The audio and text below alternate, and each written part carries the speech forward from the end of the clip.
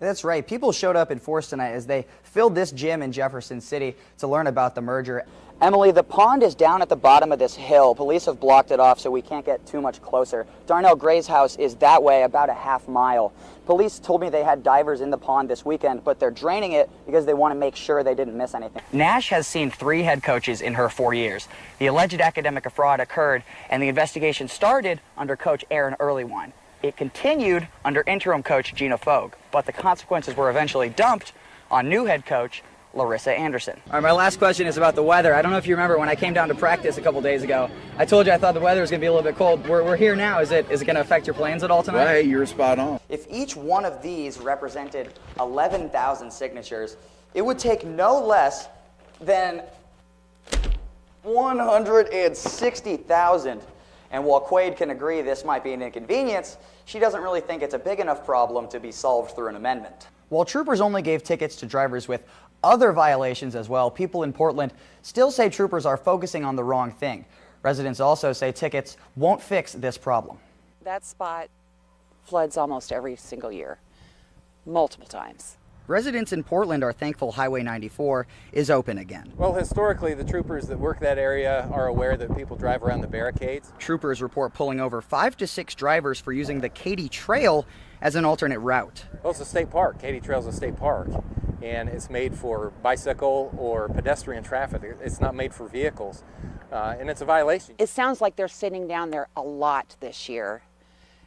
And it seems like they could be doing other things, maybe? Holzhauser also thinks that some work could be done to the roadway to prevent it from flooding again in the future. That one corner, if they would just raise it a little bit. This is the problem area of Highway 94 that Holzhauser was talking about. See how the water creeps up right against the roadway? She thinks it's going to keep flooding unless someone raises it. My kids live in Iowa. Tons of snow is melting, and they said they're going to start releasing tons of water this weekend. It's going to flood again. White says any decision to raise the highway is up to MoDOT. Good D. Larry Linthicum has been coaching his daughter Micah her whole life. I know folks told me that you become a better coach the day you become a parent. Working on fundamentals just in our little elementary school gym after school. They've got some funny memories over the years. I remember one winter specifically, the snow was super deep. We went out there and brought the snow shovel out there, and we worked on post moves for like 30 minutes or something, but it was, yeah, I still remember that because it was so cold. I don't know whether she'd say that was a positive experience or not, but it's probably memorable because I'm thinking that it was cold. While he doesn't officially coach her anymore. No shot. He waved it off. Waved it off. She's turned into quite the competitor, and this year she's surrounded by playmakers. The Jefferson City Lady Jays have dropped only 1 game in her final year and advanced to the Class 5 Final Four this weekend. While you can always find Larry in the stands at Jefferson City rooting for Micah as a dad, sometimes he's watching her through a very different lens.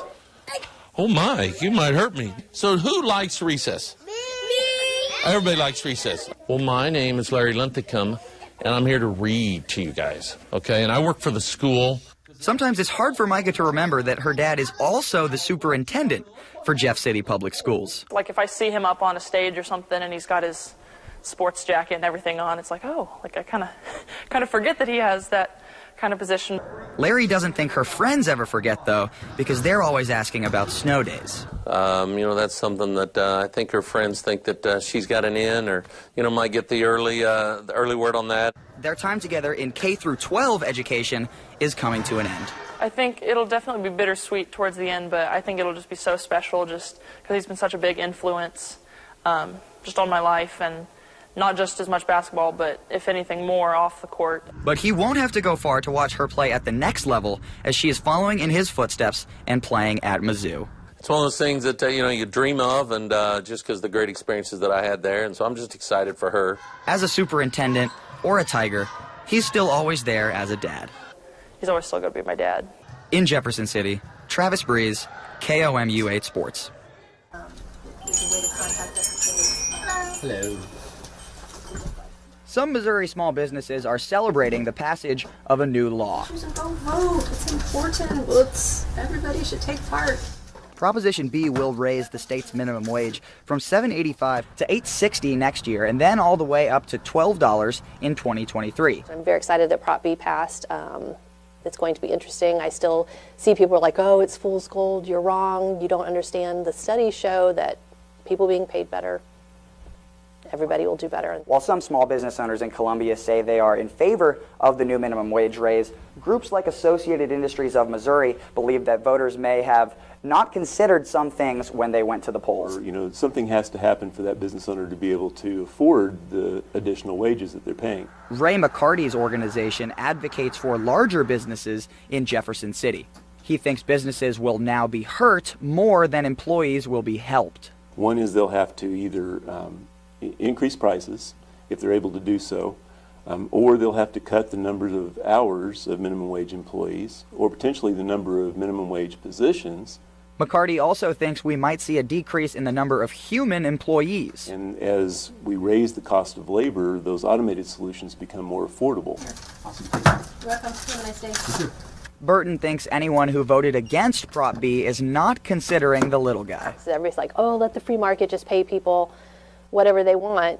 Well, they take it for corporate profits and they don't pay their people better. Even though she's not 100% sure what the future will bring, she thinks Missourians need to at least give the new law a shot.